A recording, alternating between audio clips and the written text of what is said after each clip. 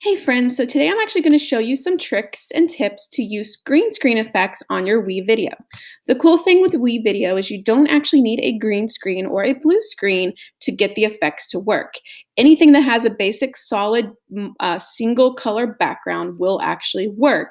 It may take a little bit of extra fine tuning and some working around it, but in theory it should actually work. The one trick I would say is to not use a background it's too neutral. You want something that has some color in it, like a blue or a red or a green or even like a yellow, something that's not just tan.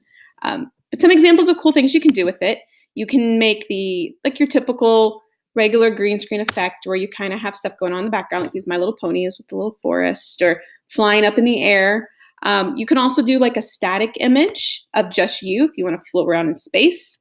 Or coming up is my favorite one, where if you have a single picture, say for a social studies project on the Mayans and the Aztecs, and you want to show the lake that the Aztecs actually built their civilization on, Lex Texcoco, you could actually make it look like it's moving.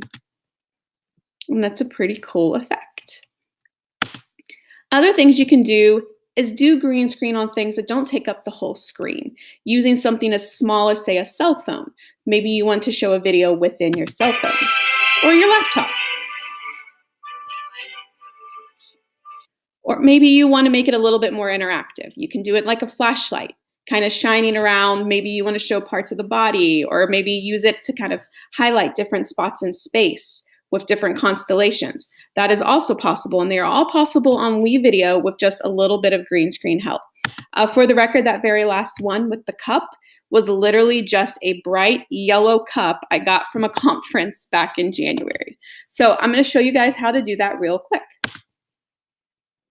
Okay. So the first thing you're going to want to do is you're going to want to upload the video already that has your nice, simple, solid, neutral background that's still kind of bright. Mine is going to be, I've already uploaded mine for you, but I have this lovely Pikachu on a blue background here. I'm going to bring that down to the first line of my actual editing line, my video one. This blue background is quite literally just a t-shirt that I picked up from the laundry room. Nothing fancy, super simple, just basically what you can find at the house. It's still bright and solid enough to where you can use as a background. From here, we need to make the background to where we can actually edit an overlay on top of it. So we're going to go back to our clip. We're going to click our edit button. And when you click on that, you're going to see all the stuff you can normally do. You have your transforming where you can change the scale or the size, sound, which I'm going to make mine mute right now because we don't need the background noise. We have animations and that kind of thing. But what we want this time around is going to be color keying. So one that looks like a little picture frame with a person in it. We're going to hit this little eyedropper for selecting the color, and we're going to click our background. Now that's going to take everything that's black, everything that's now colored black is what the overlay is going to replace when we actually put it onto the timeline. Now sometimes when you do this, it doesn't take up the whole space. Sometimes you get too much of an overlay, sometimes you get too little. If that's the case, you can always use this button down here called defringe. If you move it up or down, it's going to take away some of the color blocking so that it's not quite as intense. Luckily for us this time around, I don't have to do that. It actually takes up everything I want. So I'm going to keep it all the way up.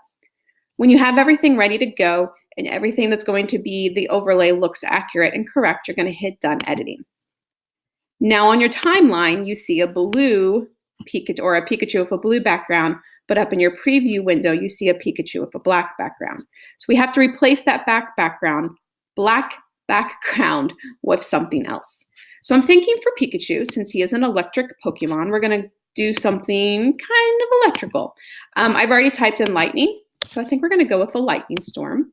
Find a good little lightning clip for us to use, something that's going to be obvious but not too obvious, something fun, something Pikachu, maybe even just stormy clouds.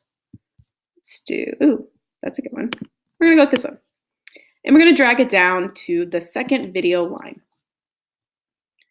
Now, without having to edit the clip at all, when I actually hit go, it should show in the background some awesome lightning behind Pikachu.